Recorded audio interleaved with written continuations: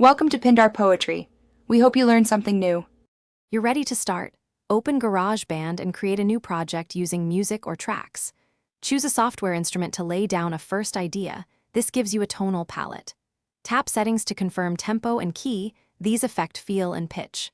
Once done, arm the track for recording and verify input level by playing or tapping. You want clear signal without clipping. Make sure metronome is on for timing, then hit record to capture your initial take. You'll now expand the idea into a full arrangement.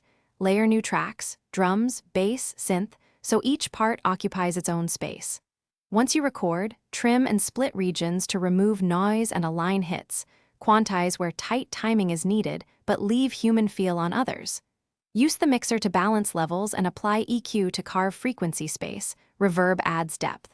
Once parts are placed, use automation for dynamics and crossfades. You're at the finish line. Bounce your mix to create a final audio file. First, run a quick playthrough and trim silent tails, then set master level to leave around 6 dB headroom to avoid clipping during export.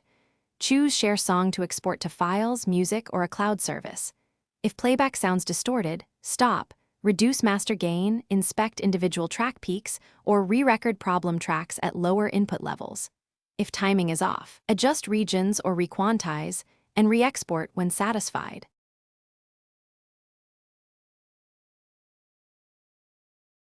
Thanks for watching.